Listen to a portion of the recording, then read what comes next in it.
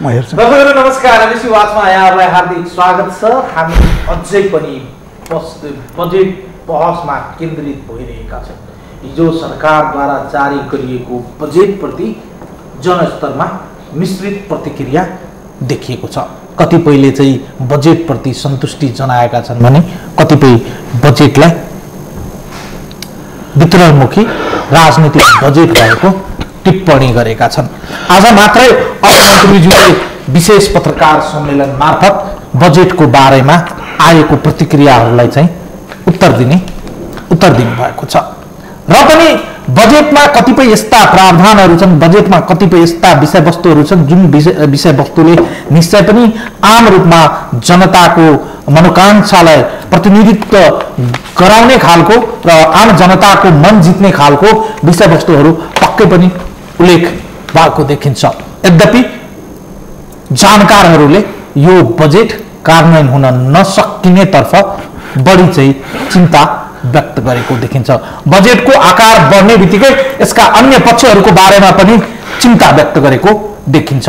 हामी निरन्तर यो बजेटको विभिन्न आयामहरूको बारेमा कुराकानी गरिरहेका छौँ र हामी यो क्षेत्रका विज्ञहरूसँग प्रतिक्रिया लिने क्रम जारी रहेको छ र आज यो क्रम हामी निरन्तरता दिनेछौँ। हामीसँग बहसका लागि दुईजना व्यक्तित्वहरू स्टुडियोमा हुनुहुन्छ।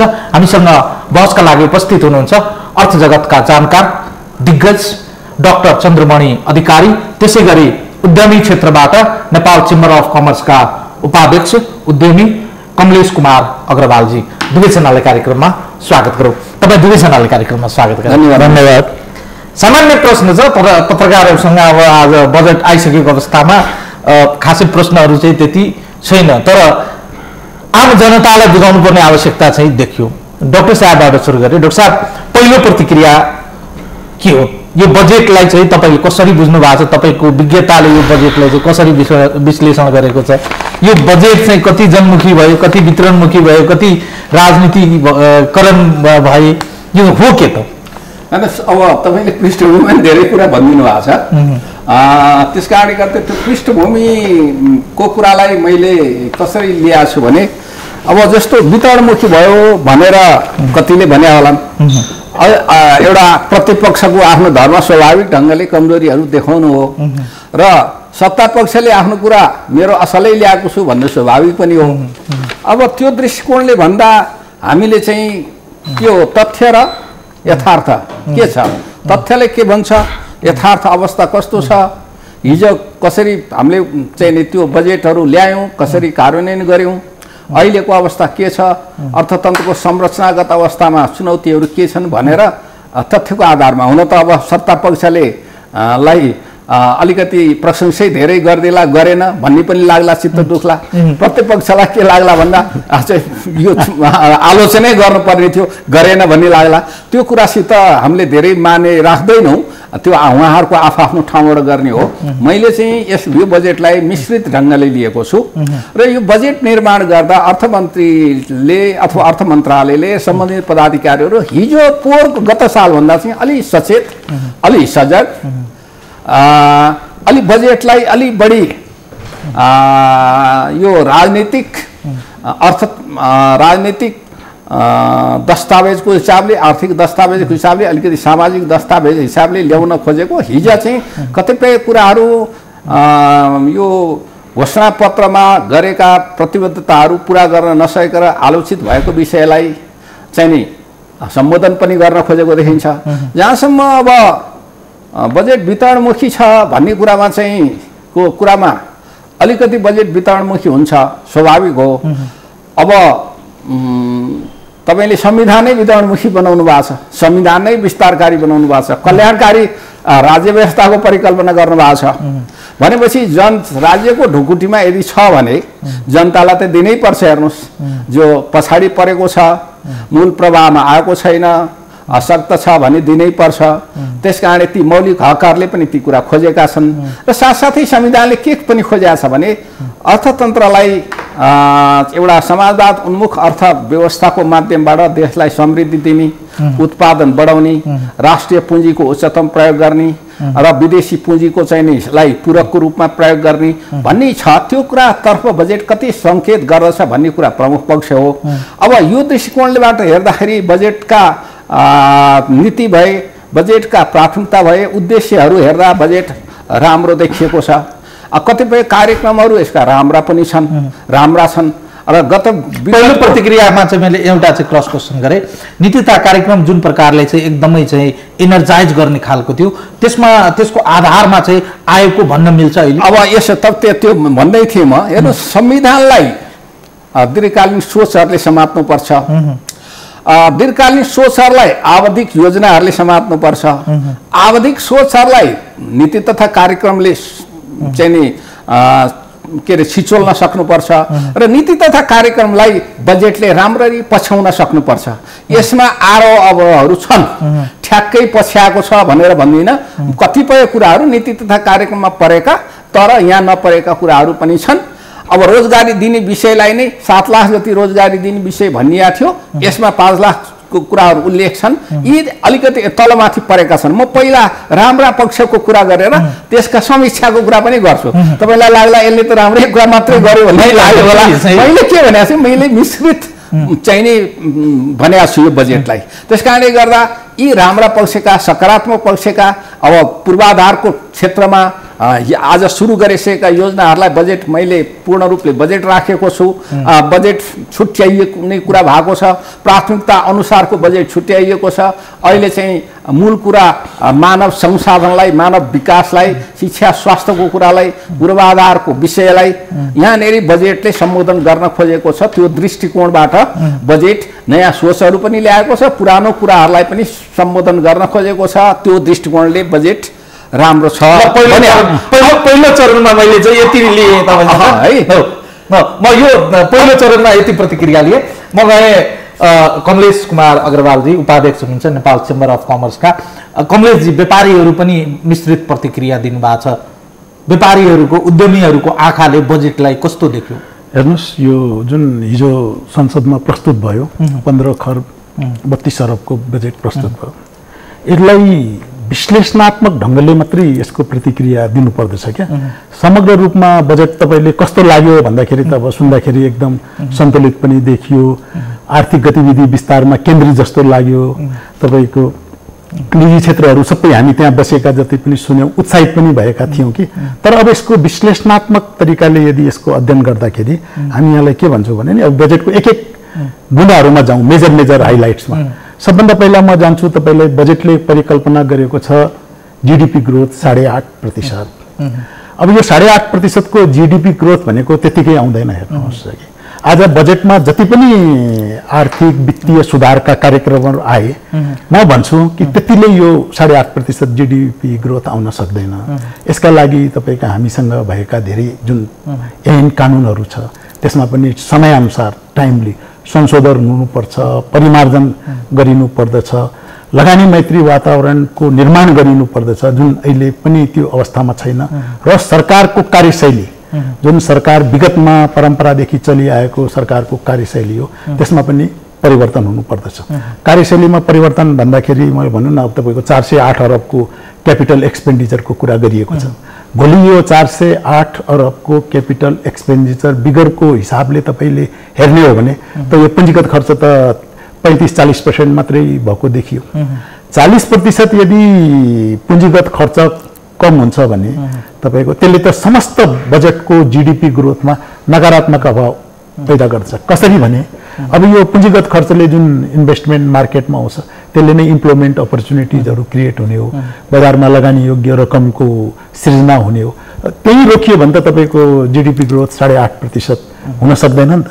त्यसैले यो बजेटको मैले भने नि यहाँलाई हामीले हरेक सबभन्दा महत्त्वपूर्ण पाटो के हो भने यसको कार्यान्वयन पक्ष, यानी इम्प्लिमेन्टेसन पार्ट यसको यदि इफेक्टिभ भइदियो भने यो बजेटले जति पनि कुराहरू राखिएका छन् त्यो मिट गर्न सरकारलाई पनि सजिलो हुन्छ, निजी क्षेत्रले पनि त्यसको प्रतिफल लिन सक्छ।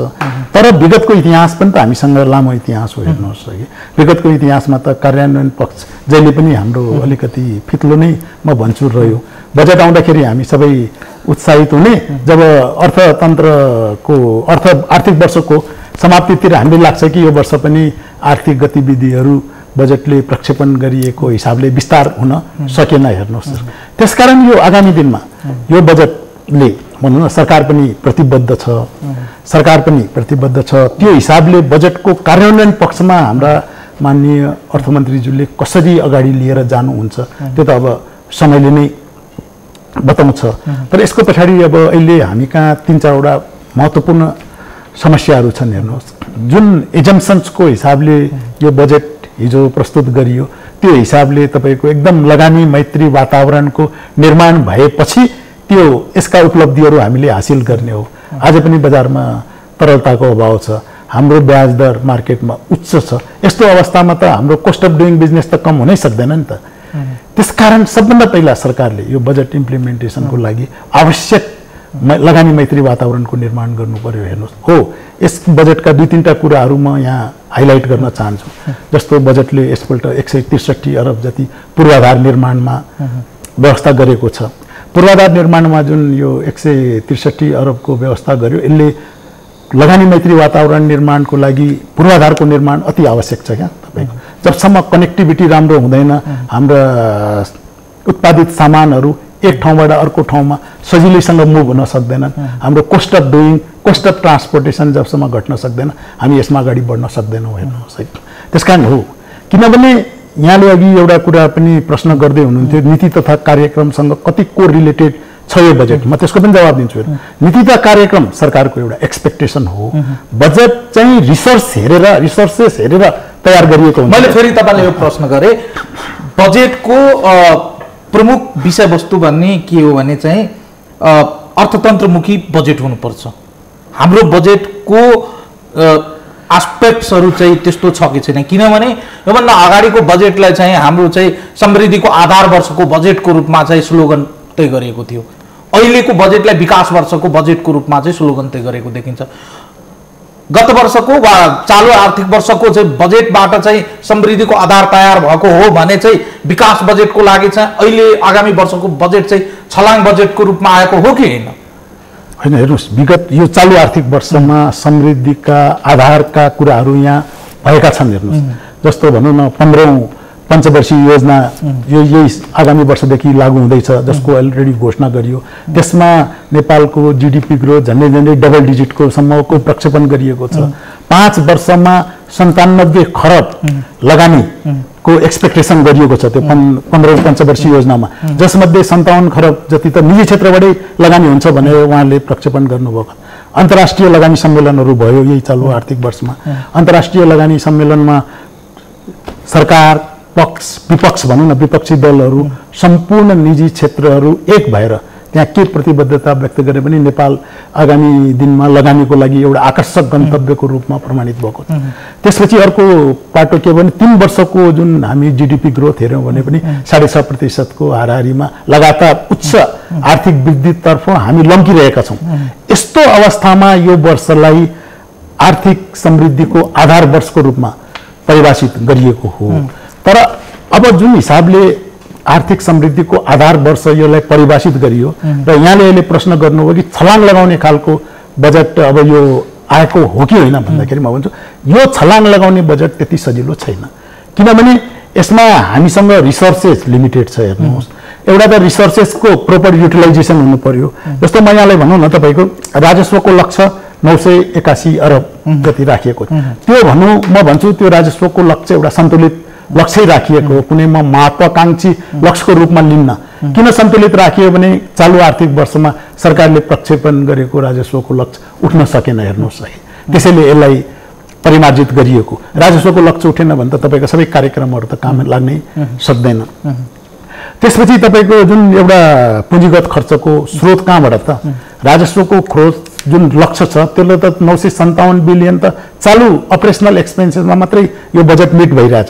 यसको मतलब हामी जति आफ्नो रिसोर्सका पैसाहरू त हामी चालु खर्चमै खतम गरिरहेछौँ। डेभलपमेन्ट बजेट त कि त विदेशी लोन लिएर विदेशी ग्रान्ट त धेरै 57 बिलियन छ, तर विदेशी लोन लिनु त्यो भनेको विदेशी लोन लिएर जुन हामी डेभलपमेन्टको काम गरिरहेछौँ त्यसलाई भोलि हामीले त्यसको इन्स्टलमेन्ट पनि पे गर्नुपर्ने हुन्छ, त्यसको इन्ट्रेस्ट पनि पे गर्नुपर्ने हुन्छ, भोलि फरेन करेन्सी फ्लक्चुएसनको कुराहरू पनि आउँछ। हेर्नुहोस् है, त्यसकारण अब भोलि त्यो लोन कतिको हामी प्राप्त गर्न सक्छौँ सक्दैन त्यो पनि समयले नै निर्धारण गर्छ।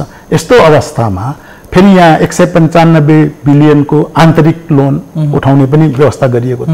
एकातर्फ पुँजीगत खर्च भएन र अर्कोतर्फ आन्तरिक लोन उठाइयो भने बजारको के अवस्था हुन्छ, मैले तपाईँको अगाडि के विश्लेषण गर्नेलाई लगानी योग्य रकमको ल तपाईँ यो चाहिँ अब के चाहिँ डाक्टर साहब कहाँ चाहिँ आयो। डाक्टर साहब एकाथरीले चाहिँ के भन्यो भने बजेट चाहिँ विशुद्ध रूपमा टेक्निकल विषय हो, प्राविधिक विषय भएको हुनाले विशुद्ध रूपमा अर्थतन्त्रको जगमा बसेर यो चाहिँ बन्नु पर्दथ्यो। तर बजेट भइदियो के भने यो र त्यो बहानामा हाम्रो अर्थमन्त्रीज्यू एकदमै यो क्षेत्रको चाहिँ पाको र एकदमै जानकार हुँदै पनि यो मोर पोलिटिकल बजेट भयो। हेर्नुहोस्, यो पहिलो कुरा त बजेट टेक्निकल विषय मात्रै हो भन्ने कुरामा म धेरै सहमत छैन। बजेट भनेको आर्थिक, प्राविधिक, राजनीतिक, संवैधानिक र सामाजिक दस्तावेज भएको कारणले गर्दा यी कुराहरूलाई हाम्रो संविधान, आवधिक योजनाहरू, हामीले परिलक्षित गरेका चाहिँ नि सोचहरू, अन्तर्राष्ट्रिय परिवेश, हाम्रो छिमेकी देशहरूका नीतिहरूलाई हेरेर र हाम्रो स्रोत हेरेर बजेट निर्माण गर्नुपर्छ। बजेट निर्माण गर्ने आकारको कुरा हुँदाखेरि के कुरा आएको थियो भन्दा कसैले 18-19 खर्बको भन्नुभएको थियो, कसैले चाहिँ नि थोरै भन्नुभएको थियो। मेरो विश्लेषण के हो भने हाम्रो आवश्यकता अहिलेको अर्थतन्त्रले अहिले तपाईँले छलाङ शब्द प्रयोग गर्नुभएको थियो, छलाङै मार्ने हो भने चाहिँ पुँजीगत खर्च कमसेकम 7 देखि 8 खर्ब लगानी गर्नुपर्छ। 7 देखि 7 खर्ब यसले गर्यो भनेदेखि 7 गुणा 14 17.5 खर्ब जति निजी क्षेत्रले गर्छ अनि हामीले छलाङ मार्न सक्थ्यौँ। तर त्यसको लागि चाहिँ चालु खर्च पनि त्यही अनुसारले गर्दा त्यो स्रोत हामी जुटाउन सक्दैनौँ। आवश्यकता चाहिँ हो तर स्रोत जुटाउन सक्दैनौँ। तेस्रो कुरा भनेको स्रोत मात्रै जुटाएर भएन, हाम्रो बजेट खर्च गर्ने प्राविधिक क्षमता, व्यवस्थापक क्षमता र कुशलता त्यति छैन। त्यस कारणले गर्दा बजेटको आकारलाई यो मैले ठिकै मानेको छु। अब तपाईँलाई अहिले मैले अलिकति सकारात्मक कुराहरू चाहिँ गरेँ, अब त्यसमा समीक्षाका कुराहरू, चुनौतीका कुराहरू गर्छु म। अहिले हाम्रो कमलेशजीले भनेको कुरामा त्यसैलाई मैले भन्न खोजिराखेको थिएँ, उहाँले केही मलाई सहयोग पनि त्यसलाई चाहिँ नि गर्नुभयो, स्पेस बनाइदिनु भयो, ठिक छ। अब बजेट निर्माण गर्ने सिलसिलामा तपाईँले पुँजीगत यसपालि 313 अर्बको बजेट पुँजीगत बजेट विनियोजन गरिएको थियो। 277 मात्रै हुने भनेर भनिएको छ, त्यो पनि कति गुणस्तरीय हुन्छ भन्ने छैन। यसपालि हामीले कुल बजेटमा हामी एकातिर समृद्धिको बाटो जान खोजिराखेका छौँ भन्छौँ। समृद्धिको लागि आधार वर्षबाट गरेर 2 डिजिटको अङ्कमा जान खोजेका हौँ। अब त्यो आधार तयार गर्न खोजेका छौँ। त्यसमा 8.5 चाहिँ नि अङ्कको वृद्धि, 8.5% को वृद्धि गर्छौँ भनेर भन्छौँ हामी। एकातिर 26% मात्रै पुँजीगत खर्च चाहिँ छुट्याएको छौँ। हाम्रो हिजोका कार्यशैलीले हो भने त त्यति खर्च पनि हुँदैन। त्यस कारणले गर्दा अब त्यो 408 अर्बले पुरै खर्च भयो भने पनि 408 अर्ब चाहिँ नि सरकारले खर्च गर्ने र सरकारले खर्च गरिहाले मात्रै आर्थिक वृद्धि दर हुने होइन, त्यसको लागि स्पेस बनाइदिने हो। सरकारी खर्चले चाहिँ निजी क्षेत्रलाई उहाँहरूलाई स्पेस बनाइदिने हो, वातावरण बनाइदिने हो। सरकारले 1 करोड 100 रुपियाँ खर्च गर्यो भने निजी क्षेत्रले चाहिँ नि 200-300 अवस्था अनुसार, ठाउँ अनुसार, बेला अनुसार खर्च गर्छ। त्यो भएपछि त्यो वृद्धि पुग्छ। तर चाहिँ वृद्धि पुग्नलाई यो दृष्टिकोणबाट मैले चुनौतीपूर्ण देखेको छु। यही बिचमा प्रश्न डाक्टर साहब, जस्तै चालु आर्थिक वर्षको बजेटमा देखिएको कमी कमजोरीहरू र भोगिएका कठिनाइहरूको रेफरेन्स वा यसबाट चाहिँ पाठ सिकेर चाहिँ अहिले आगामी वर्षको बजेटमा त्यो कुराहरूलाई रिफ्लेक्ट गर्ने र सोल्युसन दिने कुरा चाहिँ उल्लेख गर्न सकिएको देखियो कि देखिएन? अब त्यसमा म आउँछु।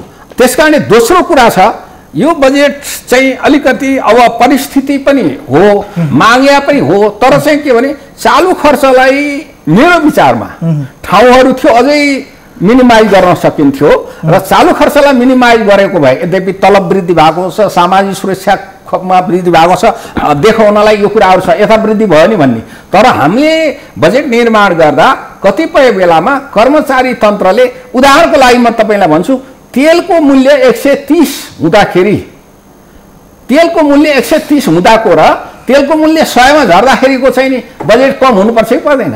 तपाईँले त्यस्ता बजेटहरू खास गरी अपरेसन लेभलका, ट्राभलिङका कस्ट, अब तपाईँको हामी ट्राभल गर्न जानु पर्यो भने एकदम धेरै मान्छे लिएर बाहिर जाने, अनि त्यसै गरी चाहिँ नि तपाईँको इन्धनमा मर्मतमा खर्चहरू नयाँ गाडी आछ मर्मत खर्च उत्तिकै राखेको छ गाडी पनि नयाँ किनिसक्यो मर्मत खर्चमा चाहिँ शीर्षमा रकम घटेको छैन त्योको मूल्य घटिसक्यो तर चाहिँ नि त्यो चालु खर्च घटाइएको छैन बजेट विनियोजन गर्दा यस्ता ढङ्गले अलि एक्सरसाइज गरे भए चालु खर्च घटाउन सकिन्थ्यो चालु खर्च घटाएको भए त्यो पैसा कहाँ हाल्न सकिन्थ्यो पुँजीगत खर्च र वित्तीय व्यवस्थापनमा हाल्न सकिन्थ्यो वित्तीय व्यवस्थापन भनेको पनि तपाईँ विद्युत प्राधिकरणलाई दिने पैसा भने के त प्रोजेक्ट बनाऊ भनेर दिने होइन नि त त्यस कारणले गर्दा यसले के गर्थ्यो भने निजी क्षेत्रलाई स्थान दिन्थ्यो त्यस कारणले यो एउटा चुनौतीपूर्ण अर्को चाहिँ चालु खर्च पनि बढेको अवस्था अनि तलब वृद्धि भयो सार्वजनिक क्षेत्रमा त्यसको प्रभाव निजी क्षेत्रमा पर्छ नै उहाँहरूले पनि ज्याला वृद्धि गर्नुपर्छ अब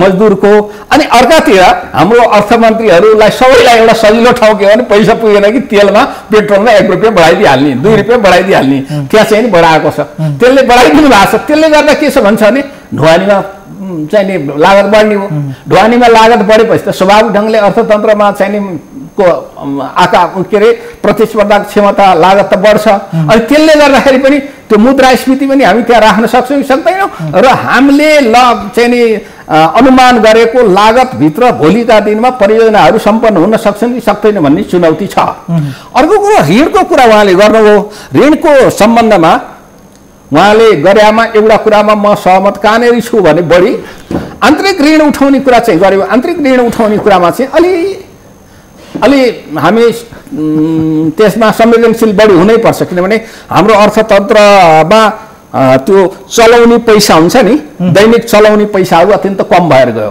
त्यसले गर्दा ब्याङ्कहरूले लगानी गर्ने स्रोत कम भएर गयो अझ त्यहाँबाट फेरि सेचन गरेर झिक्दिँदा त ब्याङ्कहरूको लगानी क्षमता कम हुन्छ ब्याङ्कहरूको लगानी क्षमता कम हुनु भनेको उत्पादनको क्षेत्रमा प्रभाव पर्दछ त्यो तर वैदेशिक ऋणको लागि चाहिँ के छ भने अब हामीले वैदेशिक ऋण परिचालन गर्न सक्दैनौँ अहिले सफ्ट लोन नै हो हाम्रो वैदेशिक लोन चाहिँ लिनेमा अब अहिले पनि तपाईँको चाहिँ नि कुल गार्हस्थ उत्पादनसित जोडेर हेर्ने हो भने पनि त्यो भयङ्कर भएको छैन कुल खर्चसित जोडेर हेर्ने हो भने भयङ्कर भएको छैन अन्तर्राष्ट्रिय परिवेशमा हाम्रा जस्ता देशले र विकसित देशले पनि उत्पादनशील क्षेत्रमा खर्च गर्ने भने वैदेशिक ऋण प्रशस्त लिएर खर्च गरेका छन् हामीले पूर्वाधारको क्षेत्रमा उत्पादनशील क्षेत्रमा त्यो लगानी गर्ने भन्ने चाहिँ हुन्छ तर चाहिँ नि राजस्वको चाहिँ परिचालनको लक्ष्य र चालु खर्चको लक्ष्यको बीचमा साँगुरो भयो राजस्वबाट बचत चाहिँ बडा 24-25 अर्ब मात्रै बचत हुने देखिन्छ राजस्व परिचालन भएन भने त त्यो पनि उठ्दैन त्यो अवस्थामा त्यो ऋण चाहिँ हाम्रो अनुत्पादनशील क्षेत्रमा जाने भयो भने चाहिँ त्यो चाहिँ फेरि घातक हुन जान्छ यसरी हेर्दाखेरि बजेटको संरचनाभित्र चाहिँ अलि अझ त्यसलाई परिमार्जित गर्ने त्यसलाई एफिसिएन्ट बनाउने ठाउँहरू चाहिँ थियो जस्तो मलाई लाग्छ त्यसमा अलिक कसरत होमवर्क भएन भन्ने लाग्यो अब तपाईँको प्रश्न तपाईँले के भन्नुभयो भने हाम्रो बजेट कार्यान्वयनको स्थिति अत्यन्त कमजोर भयो र वित्तीय अनुशासन पनि त्यति पालना भएन र खर्च भएको कुरालाई त्यही गुणस्तरीय पनि भएन त्यसकारण हामीले पाठ सिक्ने किसिमले आयो कि आएन भन्नु हो त्यसलाई रियलाइजेसन चाहिँ गरे देखियो महसुस चाहिँ गरे देखियो तर महसुस गरेले मात्रै पुग्दैन उदाहरणको लागि म भन्छु हाम्रा परियोजनाहरू चाहिँ सञ्चालनमा त्रुटि रहन गए कर्मचारीहरू जथावधि चलायौँ हामीले यो के अरे यो के भन्छ निर्माण व्यवसायहरूको क्षमता र उनीहरूको दक्षतामाथि चाहिँ नि प्रश्न रह्यो उनीहरूको चाहिँ पारदर्शिता उनीहरूको क्षमता कार्य गर्ने क्षमताको सन्दर्भमा अनि हाम्रो परियोजना चाहिँ सरकारी उसको पक्षबाट परेन प्रोजेक्ट म्यानेजमेन्टको तर्फबाट पनि टेन्डर डकुमेन्ट्सहरूदेखि लिएर साइट क्लियरेन्स गर्नेदेखि लिएर सबै कुरा समयमा भएन र वन वातावरणका निकाय समेतका निकायहरूबाट त्यो क्लियरेन्स पनि भएन भन्ने हिसाबले यो चालु वर्षकै बजेटमा तपाईँले 200 देखि 214 सम्मको बुँदा हेर्नुभयो भने त्यही कुरा छ यसलाई हामीले यो काम गर्छौँ भनेर भनिया छ यो कुरा यसपालि पनि के भनिया छ भने कार्य सम्पादनमा गरेर त्यो कार्य सम्पादनको चाहिँ नि मापदण्ड तयार गर्छौँ सूचक तयार गर्छौँ त्यो आधारमा करारमा हामी चाहिँ प्रोजेक्ट म्यानेजमेन्टहरू नियुक्ति छौँ अझ नयाँ ढङ्गले पनि जान्न खोज्छौँ भनेर आएको देखिया छ र साथसाथै चाहिँ त्यहाँ के पनि भनिया छ भनेदेखि अब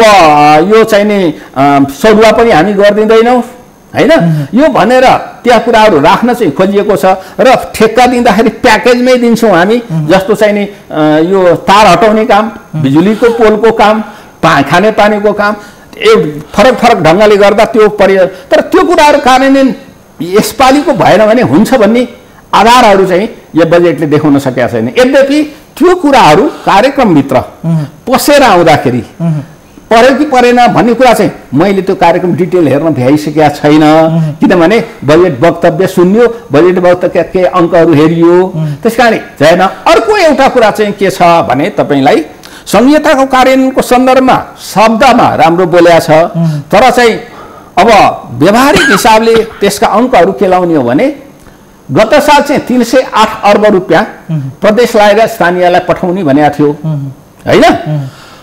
अब यसपालि 313 अलिकति बढेर 313 चाहन्छन् कति भनेको छ 313। अब यसले गर्दा के हुन्छ भने एकातिर कार्य जिम्मेवारीहरू प्रदेश र स्थानीय तहलाई ठुलो मात्रामा दिएको छ हैन, ठुलो मात्रामा दिएको छ। त्यसकारणले उनीहरूले कतिपय कुराहरू यो बजेट निर्माण गर्दा नै त्यो स्थानीय तहले गर्नुपर्ने कामहरू पनि हाम्रो सङ्घीय बजेटमा परेर आएका छन्। एकातिर कामहरू सङ्घीय बजेटले गर्ने गरी राख्ने, आफ्नै पुँजीभित्र राख्ने, अर्कातिर उनीहरूलाई चाहिँ स्रोत साधन चाहिँ दिनमा अलिकति फराकिलो नहुने र यसो हुँदाखेरि हुन त केन्द्रीय सरकारको अर्थमन्त्रीको ध्येय के होला भने मनसाय चाहिँ खोइ पठाएको बजेटै कार्यान्वयन गरेका छैनन्, खर्चै गरेका छैनन्, त्यही पठाएर मात्रै के होला भन्ने लागेको छ। तर यसले द्वन्द्व सिर्जना गर्न सक्छ, किनभनेदेखि हामीलाई त तिमीले कानुन नदिएर पनि नगरे त, हामीलाई जनशक्ति नदिएर पनि नगरे त, हाम्रो क्षमता विकासमा खोइ तिमीले सहयोग गरिदिया, त्यसकारण हामी त काम गर्न बस्याऊ भनेर उनीहरू भन्छन्। तर होइन तिम्रो क्षमता चाहिँ अहिले छैन, त्यस कारणले भनेपछि यसरी चाहिँ अलिकति संहिताको कार्यान्वयनमा चाहिँ अब त्यसै गरी यसो झट्टै हेर्दा चाहिँ बिहानै चाहिँ सडकमा मर्निङ वाकिङ गर्दै जाँदा चाहिँ 2-4 जनासँग चिया पसलमा कुरा गर्यो, वृद्धहरू चाहिँ महिलाहरूको बारेमा चाहिँ राम्रै बोल्दिँदा चाहिँ उहाँहरू चाहिँ जय जयकार गरेको देखियो। तर कतिपय सन्दर्भहरूमा एक्सपर्टहरूसँग कुरा गर्दा चाहिँ उहाँहरूले चाहिँ मिश्रित प्रतिक्रिया दिइरहँदा 2-3 वटा विषयवस्तुहरूलाई चाहिँ एकदमै चाहिँ हामीले चाहिँ क्यालकुलेटिभ वेबाट चाहिँ हेर्नुपर्ने आवश्यकता देखिन्छ। पहिलो कुरा त हामीले विकास वर्षको रूपमा डिफाइन गरिसकेपछि एकुमुलेट रूपमा चाहिँ प्रोजेक्ट वाइज एकदम डेस्टिनेसन क्लियर गरेर चाहिँ त्यो प्रोजेक्टहरू आयो कि आएनन् एङ्गलबाट हेर्दा चाहिँ त्यसरी चाहिँ एनालाइसिस गर्दा चाहिँ हामी भन्न सक्छौँ एकदम ठोस एकदमै चाहिँ डेस्टिनेसन चाहिँ क्लियर छ, हाम्रो जाने बाटो यो हो, त्यसको लागि चाहिँ गर्नुपर्ने कार्य यो हुन् भनेर चाहिँ त्यो तोकिएको देखियो कि देखियो। अब यसमा चाहिँ हामी कहाँ समस्या तपाईँले भनेको कुरामा समस्या छ। पहिलेदेखि नै बजेटमा नीति तथा कार्यक्रममा केही कुराहरू पर्छन् अनि त्यो कुरालाई बजेटले सम्बोधन गर्न खोज्छ, तर त्यही कुरा पहिलादेखि नै हाम्रो बजेट निर्माणको अवधि अत्यन्त छोटो छ कि तपाईँलाई मैले भनिदिउँ कार्तिकदेखि हाम्रो वैधानिक हिसाबले भदौदेखि बजेट निर्माणको प्रारम्भिक काम सुरु गर भन्छ ऐन कानुनले, तर हाम्रो बजेट निर्माणको कामले गति कहिले दिन्छ भन्दा फागुनको आधा आधीबाट। सिलिङ चाहिँ नि मङ्सिरमा पठाउनु भनेको छ, सिलिङ तथा त्यो मार्ग निर्देशन, तर गयो कहिले फागुनको आधा आधी। अब फागुनको आधा आधी र जेठको आधा आधीमा कति महिना हुन्छ भन्दा जम्मा 3 महिना हुन्छ। यो 3 महिनामा सरकारले लिएको लक्ष्य, सरकारको अवधारणा, डेभलपमेन्टको कार्यक्रम, अब अलिकति चाहिँ नि यो जनतासित जाने प्रवेश गर्ने, जनतालाई मनपर्ने, जनताको जीवन स्तरमा परिवर्तन ल्याउने, आय स्तरमा परिवर्तन ल्याउने खालका कार्यक्रमको सन्दर्भमा त जुन निकायले त्यो कार्यक्रम सम्पन्न गर्नुपर्ने हो, सम्पादन गर्नुपर्ने हो, कार्यान्वयन गर्नुपर्ने हो, उनीहरूसित घनी रूपमा छलफल गरेर उनीहरू त्यो कार्यक्रमसित मोटिभेट भएर आत्मसात भएर कार्यक्रम त्यही ढङ्गले ल्याइदियो भने कार्यान्वयन हुन्छ। हामी कहाँ समस्या त्यो छ। उदाहरणको लागि भनौँ, म तपाईँलाई उदाहरणको लागि भन्छु, अहिले केही कुरा चाहिँ अब हिजोको कुराहरू, हिजोका अलि पुराना कुराहरू पनि ल्याउन चाहिँ खोजेको, जस्तो भनौँ न माटो चिनौँ भनेर भने। अब म पनि के भन्छु भने मेरो पनि एउटा अभियान के छ भने माटोसँग मित, पानीसँग प्रीत र युवासँग मित, के अरे गीत, डेभलपमेन्टको विकासको गीत, जागरण गीत गाउँ भन्छु। तर त्यसको लागि त कार्यक्रम चाहियो नि। कार्यक्रम चाहियो भनेपछि जस्तो पानीकै कुरा गर्दा यहाँ के आयो भने राम्रो कुरा हो त्यो, जस्तो चाहिँ भनौँ पहाडमा पोखरीहरूको निर्माण गर्ने। अनि जल पुनर्भरणको लागि चुरे क्षेत्रमा गर्ने, तराई क्षेत्रमा कुरा आयो र पानीलाई अड्याउने विषयमा यो राम्रो कुरा हो। तर त्यही ढङ्गले त्यो सम्बन्धित मन्त्रालयहरूले यसलाई कति आत्मसात गर्न सके? यो कुरामा स्थानीय तहमै गएर काम गर्नुपर्नेमा स्थानीय तहसितको सहकार्य र सम्बन्ध कसरी अगाडि बढ्छ भन्ने कुरा चाहिँ मलाई लाग्छ त्यति घनीभूत रूपमा गृह कार्य हुन सक्दैन। म अर्को प्रश्न लिएर आउँछु तपाईसँग। म सिधै चाहिँ अब गए फेरि पनि चाहिँ कमलेशजीसँग। कमलेशजी, आम रूपमा जसले जति कुरा गरे पनि मुलुकमा रहेका आन्तरिक औद्योगिकरणलाई चाहिँ प्रोत्साहन नगरिकन मुलुकको आर्थिक अर्थतन्त्र बलियो हुँदैन भन्ने कुराको बुझाइ चाहिँ झल्कियो त बजेटमा, अथवा औद्योगिक वातावरण सिर्जना गर्नको लागि बजेटले चाहिँ पर्याप्त स्पेसहरू दियो कि दिएनन्? होइन, औद्योगिक वातावरण निर्माण गर्नलाई बजेटमा धेरै राम्रा राम्रा कुराहरू आए। भनौँ न, झन्डै 22-23वटा प्रोडक्टमा भन्सार बढाएर, कस्टम बढाएर ती उद्योगहरूलाई प्रोटेक्सन दिने कुरा गर्नुभयो।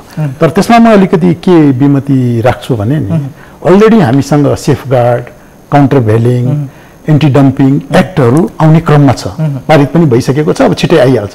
त्यस्तो अवस्थामा यदि आज हामीले ती प्रोडक्टहरूमा भन्सार बढाइदियौँ भने एउटा उपभोक्ताको जुन अधिकार हुन्छ, आज WTO-ले तपाईँले के भन्छ भने नि, तपाईँले क्वालिटी प्रोडक्ट र गुणस्तरीय सामान भनौँ न र सस्तो कम्पिटेटिभ प्राइसमा उपभोक्ताले पाउनुपर्छ भनेर त्यो WTO-ले दिएको अधिकार हो।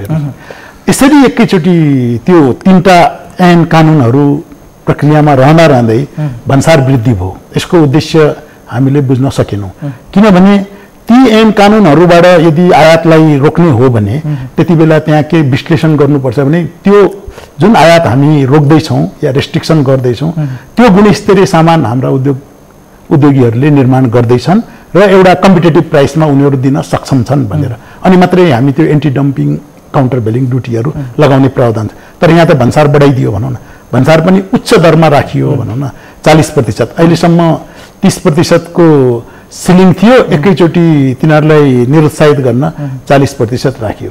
अब भोलि आएर भनौँ न ती गुणस्तरीय सामान र ती कम्पिटेटिभ प्राइसमा प्राप्त भएन भने यो बजेटको उद्देश्य जुन थियो भनौँ न, त्यसबाट त हामी बायस भएको जस्तो देख्छौँ। भोलि उपभोक्ताहरू त महँगीको मारमा हुन्छन्। आज ती प्रोडक्टहरू म भन्छु त्यसमा धेरै जसो प्रोडक्टहरू र अर्को के छ, हाम्रो निजी क्षेत्रकै भनौँ न, हामी उद्योगीहरूको पनि छ कि अलिकति पनि मोनोपोलिस्टिक इन्भाइरोमेन्ट पायो भने हामी पनि प्राइस आफ्नो हिसाबले निर्धारण गर्छौँ हेर्नु।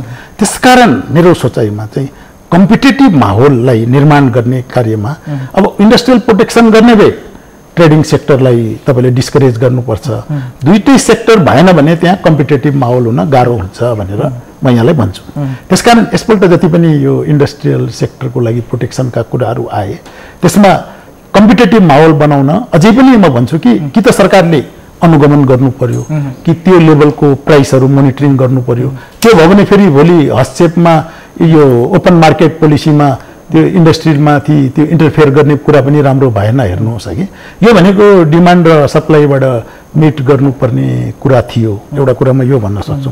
अर्को डाक्टर साहब यहाँ हुनुहुन्छ, म तपाईँको पुँजीगत खर्चमा जाँदैछु क्या। म एउटा अर्थशास्त्रको विद्यार्थीको हिसाबले मैले आज यो बजेटलाई राम्ररी विश्लेषण गर्दा अर्थमन्त्रीज्यू अलिकति डिफेन्सिभ वेमा गयो जस्तो लाग्यो। फर्स्ट टाइम म तपाईँलाई यो कुरा मेरो विश्लेषण बताउँदैछु। कसरी भने आषाढमा यदि कुनै पनि बजेट निर्धारण भएको कार्यक्रम सकिएन भने त्यसलाई आगामी वर्षको फर्स्ट 2-3 मन्थसम्म त्यसलाई केरी फरवर्ड गर्न दिने भनेर एउटा बजेटमा प्रावधान आयो।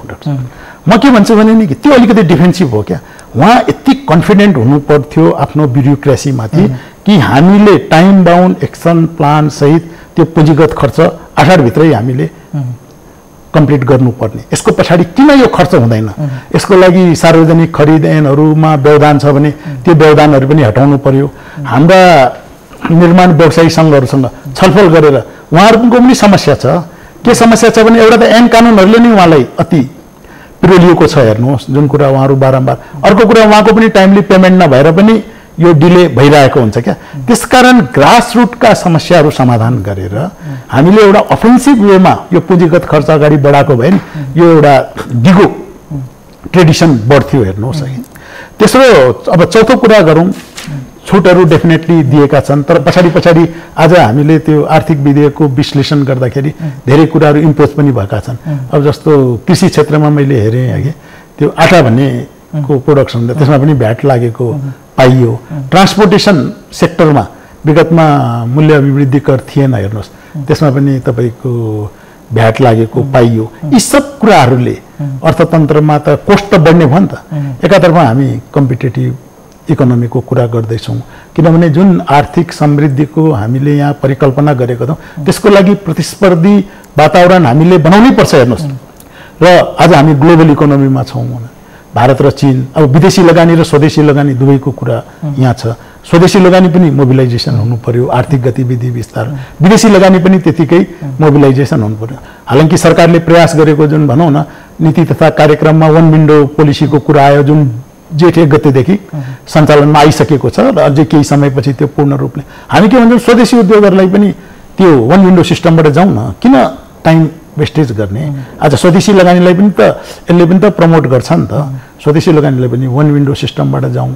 अर्को सबभन्दा महत्त्वपूर्ण कुरा भनौँ न वित्तीय स्थायित्व, जुन उहाँले अब बिग मर्जरहरूको कुरा गर्नुभयो, तर अब यो मौद्रिक नीतिले रिफ्लेक्ट गर्ने हो कि जुन हिसाबले अहिले नेपालको कोस्ट अफ डुइङ हाई छ भनौँ न, डिमान्ड हाम्रो जुन लगानी योग्य रकमको डिमान्ड बढी छ, सप्लाई कम छ।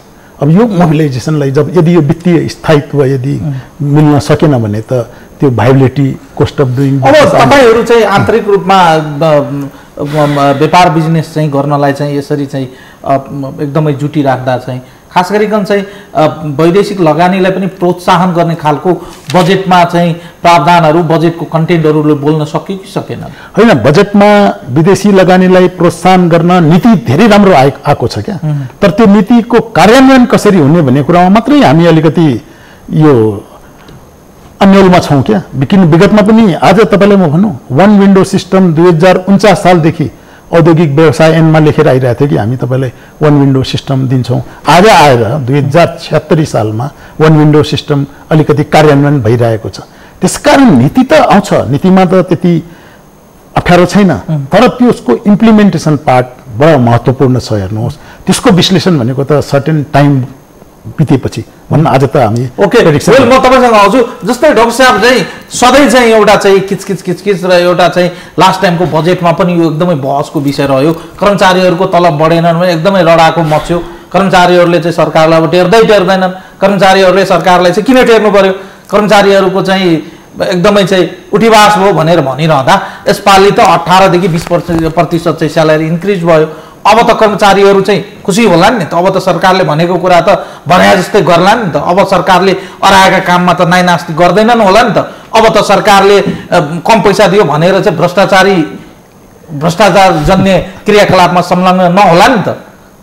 हेर्नुहोस्, अब यो तपाईँलाई पहिला मैले तपाईँले यो कर्मचारीको प्रश्न आउनुभन्दा अगाडि अलिकति मैले भन्नुपर्ने भयो।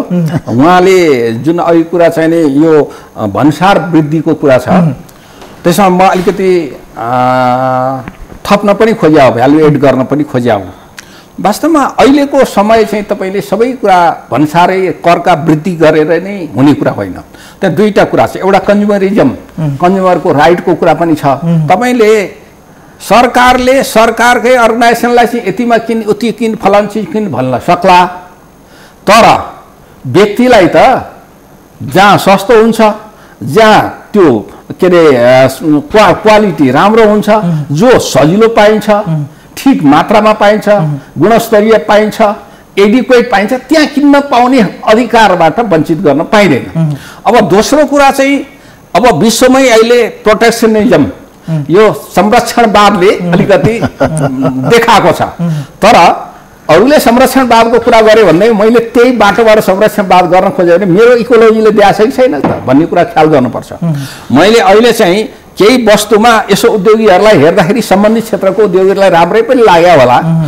अब यो चाहिँ नि हरेक वर्ष यो अल्कोहोलिजममा पनि चाहिँ नि ट्याक्स बढाउने, अनि यो चुरोट आदिमा पनि ट्याक्स बढाइदिने रिप्राइसिङको उद्देश्यले त्यसलाई निरुत्साहित गर्ने, उपभोग निरुत्साहित, त्यसको सैद्धान्तिक पक्षबाट हेऱ्यो भने अत्यन्त सुन्दर कुरा हो।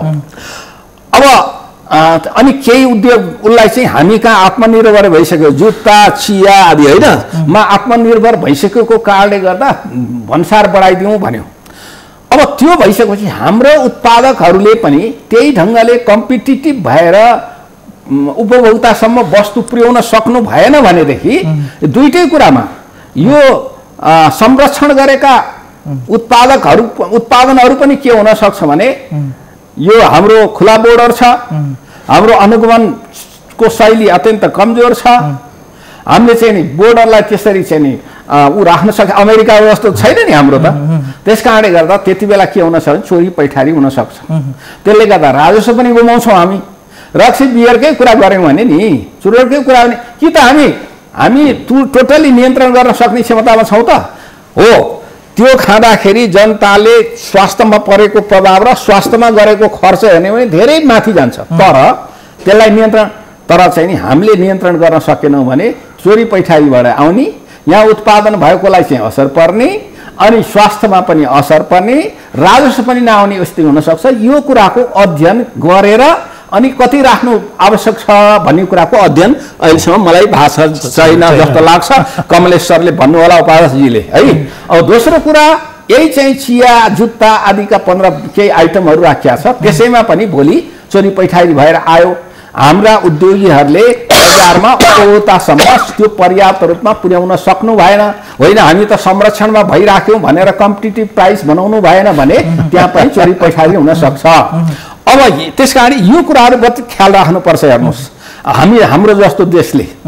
अब अर्को कुरा तपाईँले कर्मचारीको कुरा गर्नु, हेर्नुहोस् भ्रष्टाचार हुने चाहिँ तलब कम भएर मात्रै भ्रष्टाचार हुने त होइन। एउटा चाहिँ तलब खानै नपुग्नेले जागिर छोडेर हिँड्छ, असल मान्छेले बरु जागिर छोडेर हिँड्छ, म यो ठाउँमा बस्दिनँ भनेर हिँड्छ होइन। तलब चाहिँ नि बढाउँदैमा भ्रष्टाचार शून्य हुने होइन, त्यो सिस्टमले बाँध्नुपर्छ एउटा कुरा। अर्को कुरा चाहिँ तपाईँले चाहिँ नि तलब सुविधाकै कुरा गर्ने हो भनेदेखि हाम्रो सहसचिव वा सोभन्दा माथिको तलब सुविधाको सन्दर्भमा एउटा मौद्रिक हिसाबले हेर्ने, एउटा अमौद्रिक भन्दा अन्य किसिमले पाएको हिसाबले हेर्ने भने त्यति नराम्रो पनि छैन।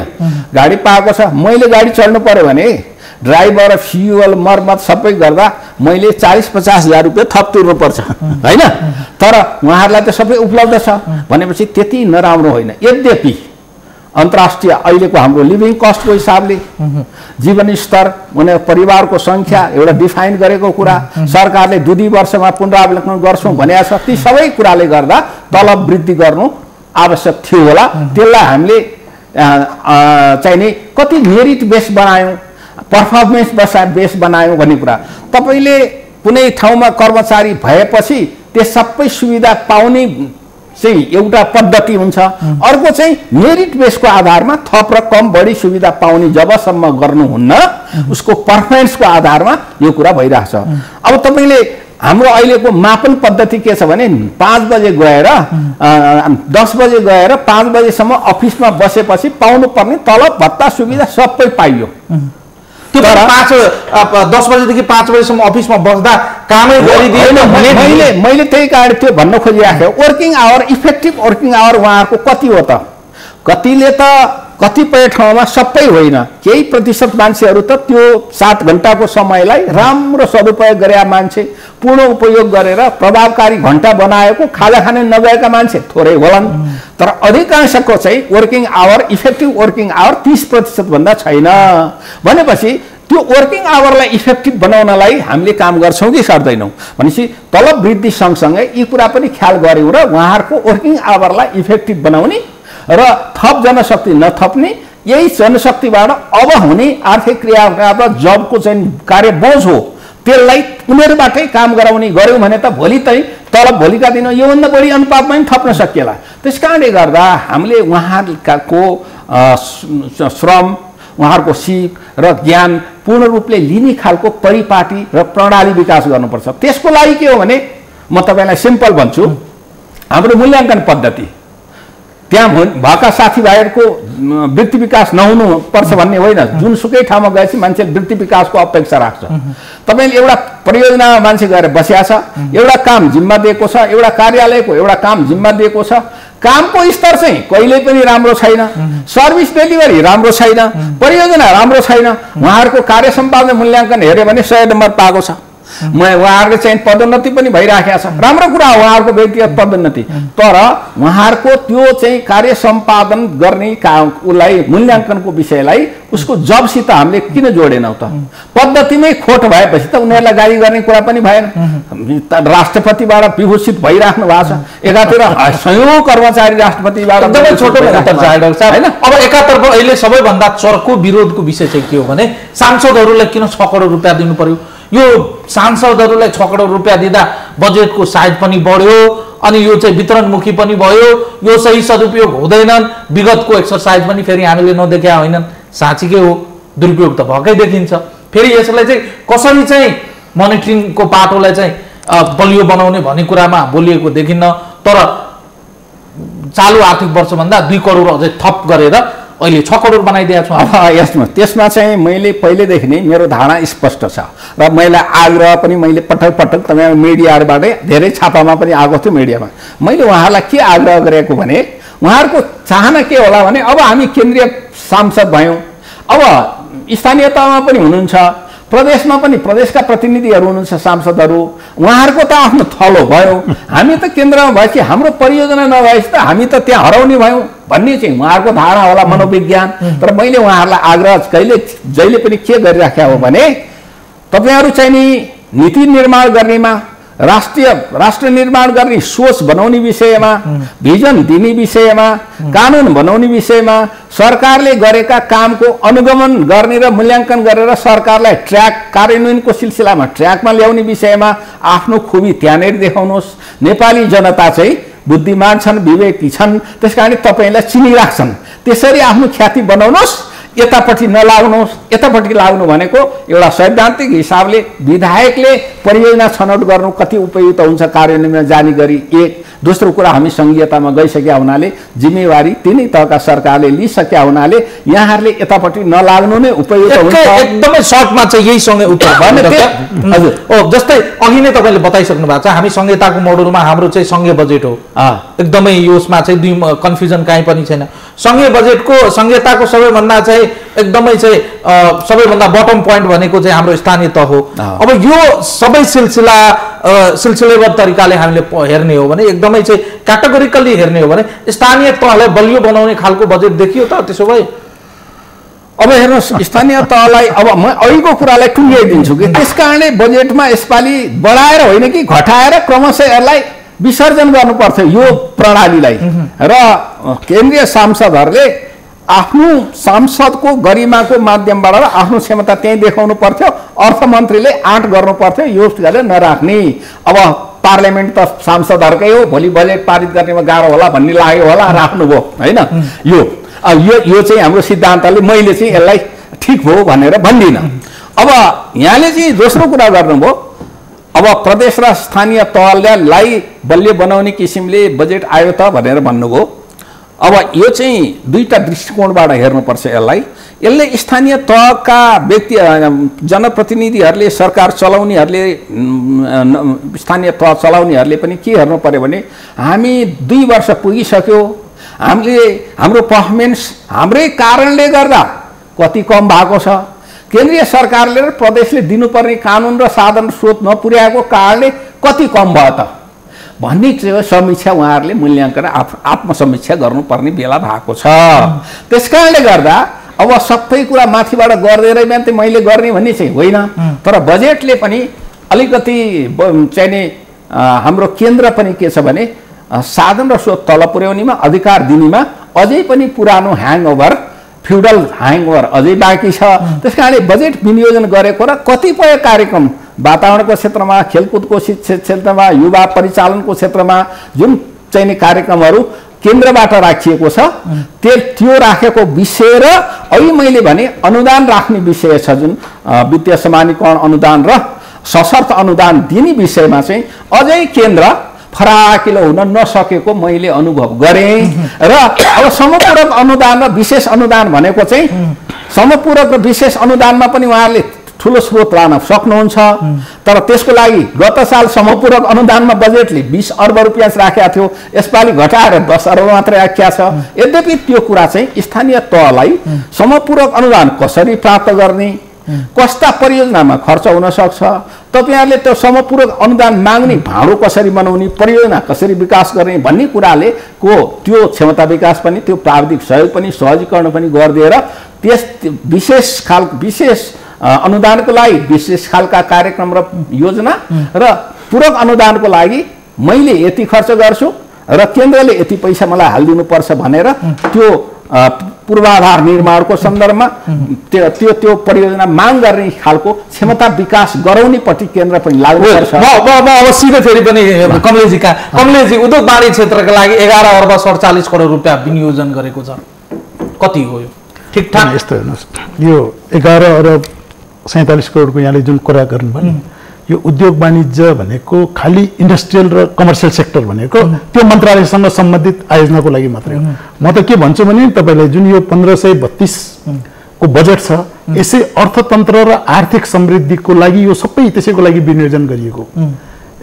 म दुईटा कुरा भन्छु यहाँलाई। अघि अब संहिताको तपाईले कुरा गर्नुभयो, हाम्रो हिसाबले निजी क्षेत्रको हिसाबले संहितालाई तपाईले हेर्ने पाटो चेन्ज गर्नुपर्छ। संहिता किन आयो भन्दाखेरि हामीले रिजनल डेभलपमेन्टको कन्सेप्टबाट, केन्द्रीकृत राज्य प्रणालीमा के हुन्छ भने सर्टेन एरियाजहरू जहाँ जहाँ एप्रोच भएको हुन्छ त्यसको मात्रै डेभलपमेन्ट हुन्छ, तर यो संहिताले गर्दाखेरि रिजनल फोकस आफ्नो क्षेत्रको हुन्छ भनेर।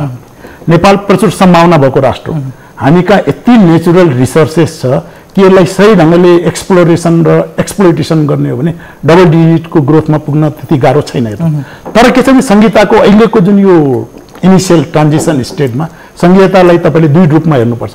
पोलिटिकल डिसेन्ट्रलाइजेसन यहाँले अघि गर्नु भने संहितालाई तपाईले स्थानीय सरकार, प्रादेशिक सरकारलाई पोलिटिकल डिसेन्ट्रलाइजेसन गर्नुहोस् क्या, तर इकोनोमिक डिसेन्ट्रलाइजेसन नगरिकन म त्यहाँ तपाईलाई मेरो उदाहरणलाई इकोनोमिक इन्टिग्रेसन हुनुपर्छ क्या।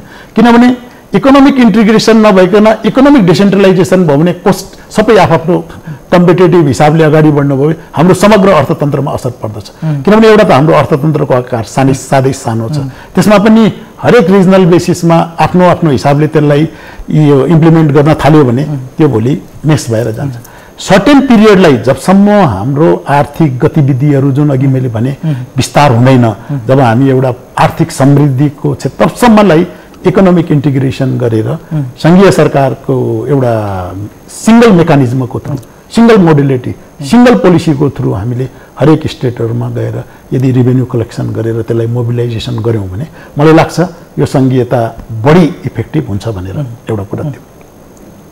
अर्को कुरा अब यो भोलिको एक्सपेक्टेसन जुन अब एउटा त हाम्रो संविधानले जुन एक्सपेक्टेसन गरिदियो छ, आज हरेक स्थानीय सरकारलाई सर्टेन कुरामा एउटा स्वायत्त अधिकार दियो, एउटा तपाईको प्रादेशिक सरकारहरूलाई स्वायत्त अधिकार दियो र अब केन्द्र छ।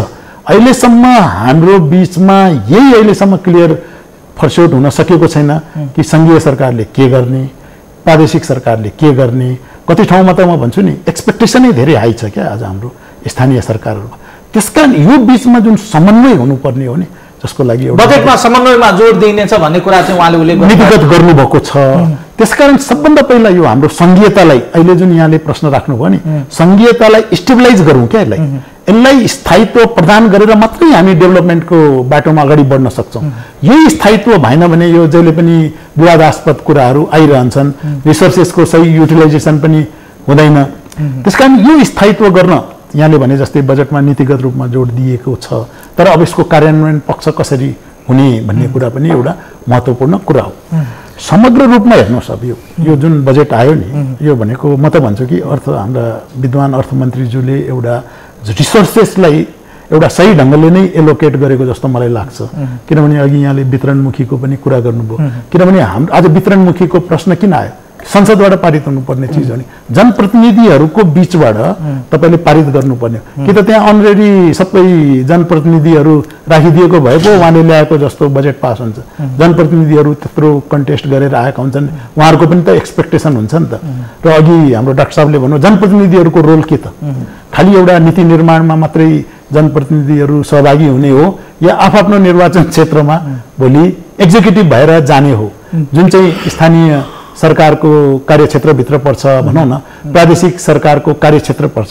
त्यसकारण यो जति पनि जे पनि एउटा सबैलाई मिलाउने हिसाबले वितरणमुखी भए पनि आर्थिक समृद्धितर्फ भए पनि एउटा राम्रो बजेट उहाँले ल्याउनु भएको छ, म यहाँलाई भन्छु आनन्दजी। तर अब के छ भने नि अबको इम्प्लिमेन्टेसन पार्ट मात्रै हामीले अहिले जति पनि अहिले हामी कुरा गर्दैछौँ यो इम्प्लिमेन्टेसन भनेको सङ्घीय सरकारले गर्ने इम्प्लिमेन्टेसनको कुरा गर्दैछौँ, किनभने अहिले पनि प्रादेशिक सरकार, अहिले त स्थानीय सरकारमा त स्टेबिलिटी नै छैन, अहिले पनि स्टाफहरू रिक्रुटमेन्ट भएको छैन भने यो जम्मै बजेट त त्यतिकै यो क्वालिटी डिस्पर्समेन्ट हुनै सक्दैन। ओके, वेल तपाईँले यो कुरा गरिरहँदा अब चाहिँ सरकारको पोल्टामा चाहिँ के देख्यो भने बजेटको जुन साइज आएको छ, बजेटभित्र जे जति कुराहरू चाहिँ क्याटेगोराइज गरिएको छ ती कुराहरूको सिधै गएर ठोकिने भनेको कार्यान्वयन पक्षसँग हो। कार्यान्वयन पक्ष हिजोका दिनमा कस्तो थियो भन्ने कुरा फेरि हाम्रो सामु चाहिँ पिक्चरमा चाहिँ छर्लङ्ग क्लियर होइन। कार्यान्वयन कुरा गरे पनि हिजोको दिनमा चाहिँ के भएको छ भने अस्तिसम्मको डेटाले चाहिँ के बोलेको छ भने विकास कर 44% चाहिँ भएको देखिन्छ अस्तिसम्मको डाटा हेर्दाखेरि। अब यही पारा रह्यो भने त जुन किसिमको गतिविधि हामी देखाइरहेका छौँ यो सबै त फेरि यी सब भन्ने कुरा न हुन् शैलीमा त जाने त होला नि। होइन, कार्यान्वयन पक्ष पनि दुईटा पाटा छन्। हेर्नुहोस्, राजस्वको रियलाइजेसन पक्षमा उहाँहरू 80, 90, 95% एचिभ गरिराख्नु भएको छ नि, त्यसमा त उहाँको क्षमता देखिरहेछ नि। राजस्व असुल खर्चको पार्ट मात्रै, त्यसलाई पनि दुई भागमा बाँडेर हेर्नुहोस्। कार्यान्वयन पक्ष रियलाइजेसन पक्षमा पर्फेक्ट हुनुहुन्छ उहाँहरू। हेर्नुहोस् अहिले पनि हेर्नुहोस् न तपाईँको अलिकति त्यो ज्यादै महत्त्वाकांक्षी राजस्वको लक्ष्य भएकोले पो यसपल्ट नपुगेको त। यदि महत्त्वाकांक्षी लक्ष्य नराखेर जुन हिसाबले यसपल्ट राखिएको छ त्यो हिसाबले त राजस्व त असुली हुन्छ हेर्नुहोस् आर्थिक। तर सेकेन्ड पाटोको मात्रै म कुरा गर्दैछु, खर्चको पाटो जुन पनि त सरकारको बराबर दायित्व हो नि त।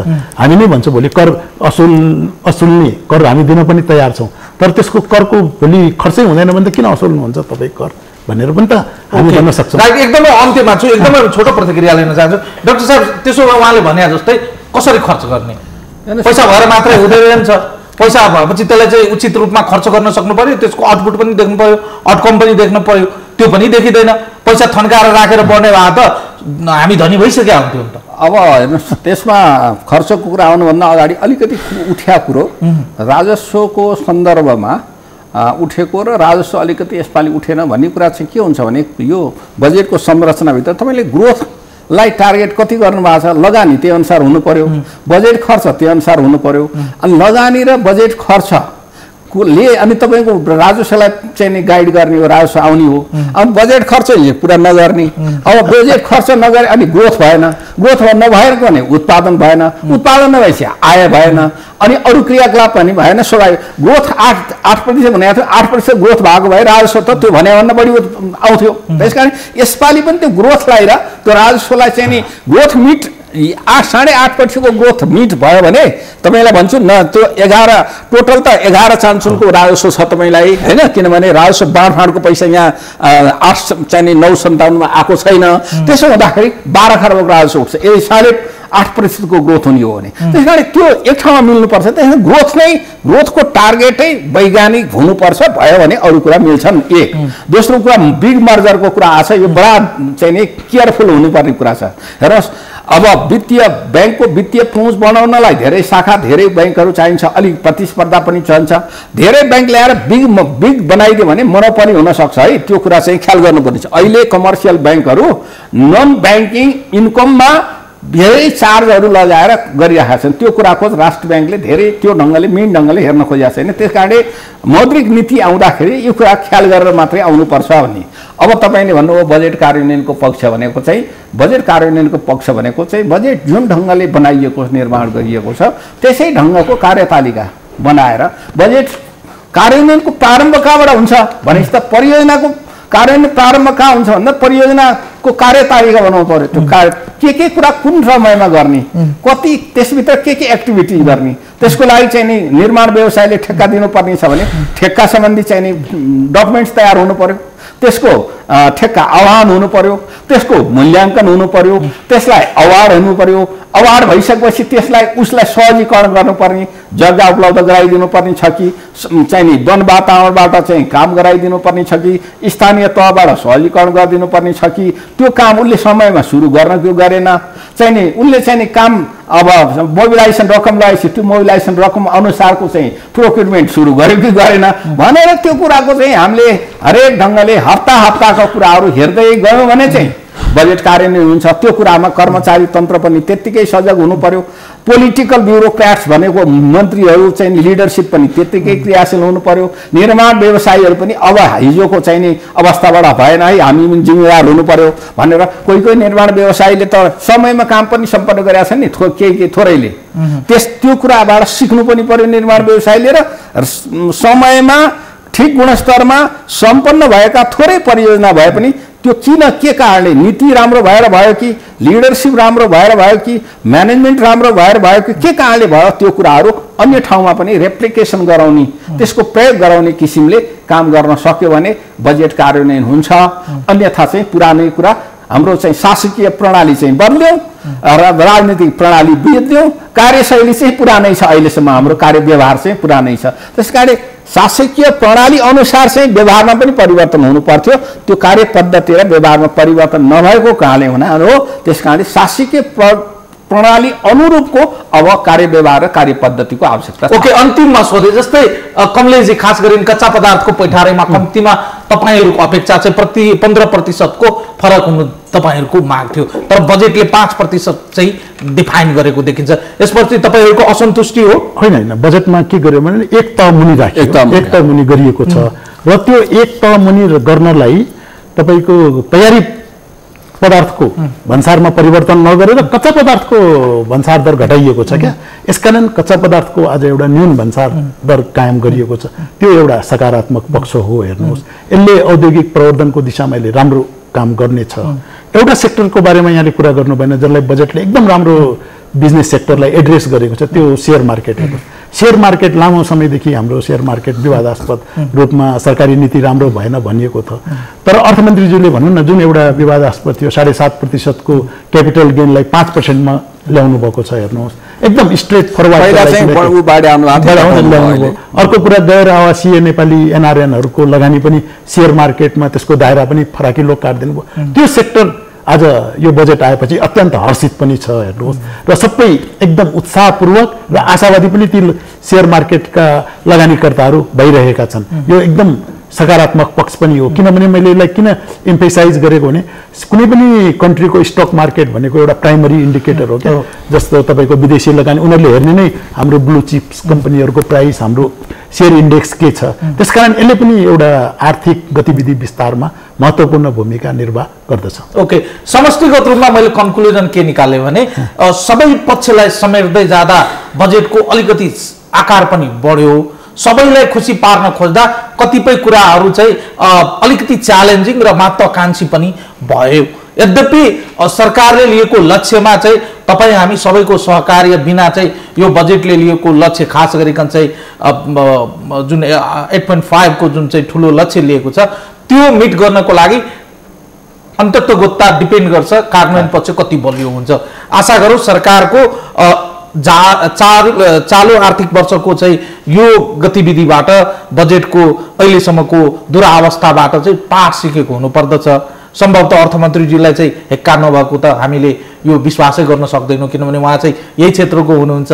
यद्यपि अहिलेको चालु आर्थिक वर्षको बजेटमा देखिएको कमी कमजोरीबाट पाठ सिक्दै जारी गरिएको बजेटमा चाहिँ भोलिको दिनमा त्यही गल्ती चाहिँ नदोहोऱ्याउन् भन्ने चाहिँ अपेक्षा हो। समय र संवादको लागि तपाईँ दुवैजनालाई फेरि पनि धन्यवाद। हस्, धन्यवाद यहाँलाई र सम्पूर्ण दर्शकहरू। आजको लागि यो संवाद यति नै। सम्पूर्ण युनिटलाई मैले पनि बिदा दिनुहोस्। नमस्कार।